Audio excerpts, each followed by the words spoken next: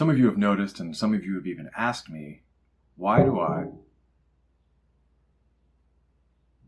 Some of you have noticed, and some of you have even asked me, why do I have a playlist about being a linguophile? What does that even mean? Is it like a polyglot? What's the difference? Today I'm going to explain why I prefer the term linguophile to polyglot, and why it matters. Don't forget to like and subscribe and ring the bell for notifications when I upload new videos. I'm Dr. Taylor Jones, and this is Language Jones.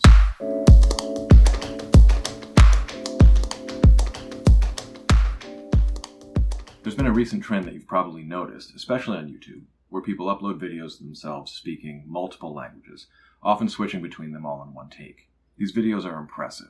I think many of us, especially my subscribers, love languages, love learning languages, and are inspired by seeing other people who have seemingly mastered multiple languages. And once you get above about 4, it can be incredibly impressive. The people out there who speak more than 4 languages have effectively created an online tribe, a community where they find each other and share their love of languages. And this is an immensely positive thing. They call themselves polyglots, from the Greek poly and many, and glot, tongue, probably because it sounds cooler to English speakers than the Latin version. Poly equals multi and glot equals lingua, so multilingual.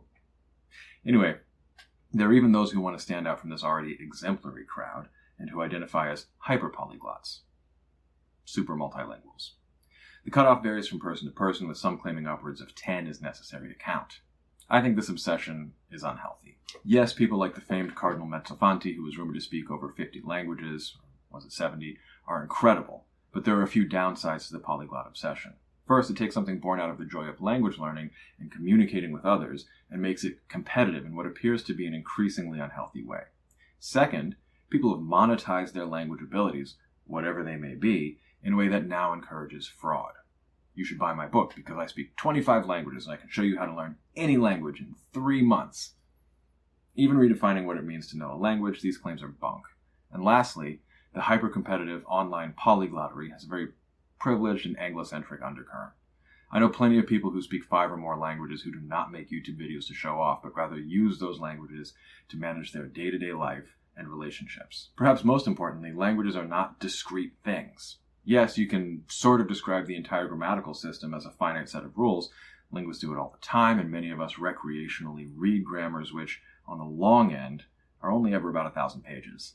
But once you get to words, idioms, cultural nuances of use, interacting with real people, they're very hard to pin down. And different people use different languages for different things. This is one reason some linguists bristle when asked, "How many languages do you speak?" It's really hard to answer. I can order food, navigate a city, manage home life, and deal with day-to-day life in Mandarin, but I absolutely cannot, yet, read a history book with ease and without a dictionary, discuss politics off the cuff, or discuss artisanal coffee brewing in Mandarin. I can do all of those things in French. I can pray in Hebrew, but not in French. I can be a polite guest in Persian, but most of it's just fluently, politely stalling. So which of those languages do I speak? None of them? All of them? That's why I prefer the term linguophile. I'm a language lover. I love studying languages, learning about languages, and I love learning about and participating in cultures that are instantiated in those languages. I come in part from an immigrant family. I grew up traveling. I love to travel and talk with people as best as I can in their languages. If I took every language I can say hello and goodbye in, or ask and receive directions in, or have studied at an introductory level, I could say that I speak 14 languages.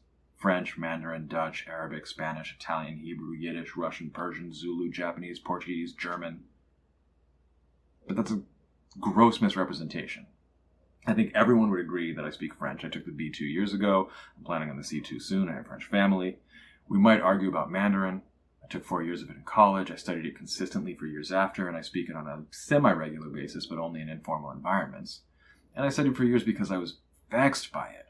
And we all agree that I don't really speak Japanese at all, even though I got by pretty well on onegaishimasu, itadakimasu, and so desu ne when I arrived in Tokyo.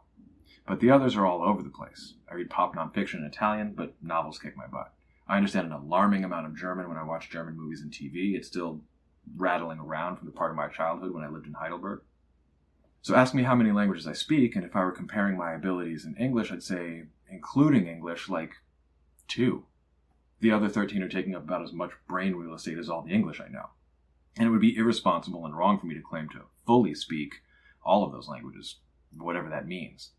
And so much more for the people who can put together sentences but don't really understand the cultural context and the cultural nuances. I can't tell you how many times I've seen people show off in a language without realizing they're not conforming to the culture, and they're being extremely rude. And that the people talking to them are being extremely polite and flattering. 你说中文说得太标准 is not a compliment. This is, I don't know what the hell you're trying to say to me because you sound like a foreigner with a textbook, not a real person. So I'm a linguophile. Do I speak Japanese? A few words.